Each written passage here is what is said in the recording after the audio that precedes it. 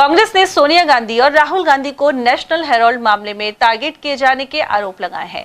Party के बुद्धिजीवी प्रकोष्ठ जिला अध्यक्ष डॉक्टर हुकम सिंह के अनुसार केंद्र की भाजपा सरकार कोई भ्रष्टाचार नहीं होने के बावजूद इस मामले में कांग्रेस के विरुद्ध षड्यंत्र कर रही है। उन्होंने याद दिलाया कि सोनिया गांधी ने प्रधानमंत्री पद तक ठुकरा दिया था। डॉक्टर हुकम सिंह का कहना है कि राहुल गांधी द्वारा मोदी सरकार की जन विरोधी नीतियों का विरोध किया जाता है।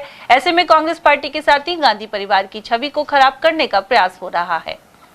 कांग्रेस की राष्ट्रीय अध्यक्ष रही और सांसद श्रीमती सोनिया गांधी जो राजस्थान के राज्यसभा से ही सांसद है, और कांग्रेस के पूर्व राष्ट्रीय अध्यक्ष राहुल गांधी और प्रियंका के हस्बैंड रॉबर्ट वाड्रा सहित तमाम लोगों को ईडी, इनकम टैक्स वगैरह ये परेशान कर रहे हैं और ये कह रहे हैं कि नेशनल हेराल्ड अखबार में लेन देन हुआ है। गांधी परिवार का ये कहना है कि जो कंपनियों से एक पैसे का भी लेन देन नहीं हुआ। तो इस तरह के हालात है। आप पार्टी के बुद्धिजीवी प्रकोष्ठ के कांग्रेस के जिला अध्यक्ष हैं, क्या कहना चाहते हैं? देखिए, इस विषय में मैं ये कहना चाहता हूँ आवाम से कि नेशनल हेराल्ड एक अखबार का नाम है जो 1938 में पंडित जवाहरलाल नेहरू ने शुरू किया था जंगे आज़ादी के दौरान। पहला सवाल यही है कि जब ये नेशनल हेराल्ड आज़ादी की लड़ाई में अपना योगदान दे रहा था, तब तथाकथित भारतीय जनता पार्टी का कहीं अस्तित्व ही नहीं था। 1938 से आज तक लगभग 90 वर्ष बाद भारतीय जनता पार्टी ने इस विषय को सामने लाया गया है। National Herald AJL associate general limited company के द्वारा छापा जाता है, आज भी छापा जाता है। और यंग इंडियन कंपनी एक दूसरी कंपनी है जिसके शेयर धारक हैं माननीय सोनिया जी और राहुल जी। एजेएल जो अखबार कंपनी जो अखबार को छाप रही थी, वो कहते हैं लगभग 90 करोड़ के घाटे में आ गई और ये अप डाउन चलता रहता है। तो यंग इंडियन जो पार्टी, वो संगठन जो बनाया, कंपनी बनाई, उसने उसको उधार दिया ताकि वो वित्तीय घाटे से उभर आए। ये इसमें लेन देन हुआ था। ऐसा कहीं भी नहीं है। एजेएल आज भी अलग संस्था है, अलग उसका अस्तित्व है, अलग उसकी इनकम है।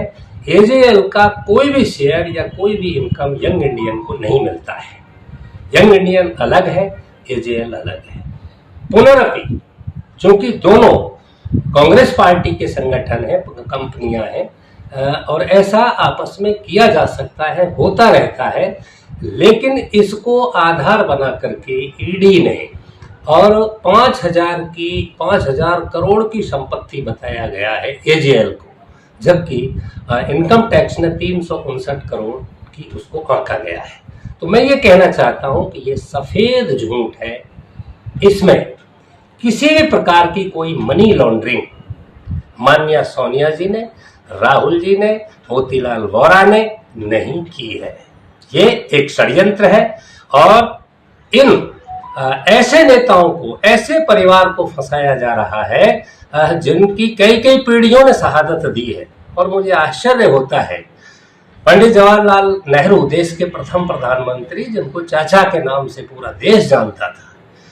इंदिरा गांधी शहीद हुई इस देश के लिए, उनका बेटा राजीव शहीद हुआ इस देश के लिए, और पूरा देश जानता है सोनिया गांधी प्रधानमंत्री बन सकती थी, बन रही थी, लेकिन उन्होंने परित्याग कर दिया पद का और आदरणीय मनमोहन सिंह जैसे विद्वान को देश का प्रधानमंत्री बनाया।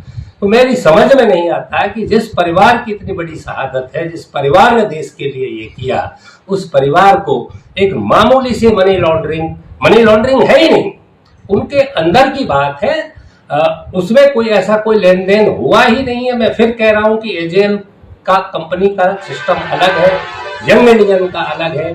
जबरन उनको फंसाया जा रहा है, वो भी 90 वर्ष बाद। और एक बात कहना चाहता हूं, 10 अप्रैल 2024 में इसकी चार्ज रिपोर्ट तैयार कर दी गई थी 24 में, और 365 दिन होते थे।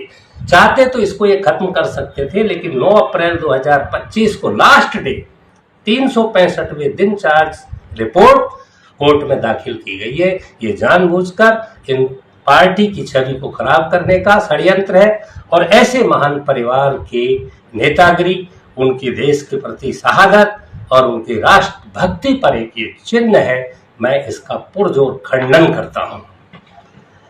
सर, कांग्रेस के जो विधायक दल के नेता हैं, नेता प्रतिपक्ष टीकाराम जूली ने भी कहा है कि ईडी उनके घर कभी भी छापा मार सकती है, उनको भी परेशान कर सकती है, इस तरह का बयान दिया है। क्या कहना चाहिए? कोई दो राय नहीं इसमें। सीधी सी बात मैं आपके चैनल के माध्यम से जनता से ये कहना चाहता हूं कि क्या सारे भ्रष्ट लोग, सारे गड़बड़ करने वाले लोग विपक्ष में हैं? कांग्रेस में, आप में, या जो भी विपक्षी दल हैं, क्या उन्हीं पार्टियों में सारे लोग भ्रष्ट हैं?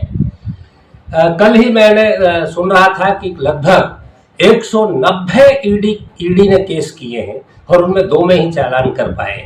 तो ये जो 190 हैं वो सारे विपक्षी दलों में ही हैं।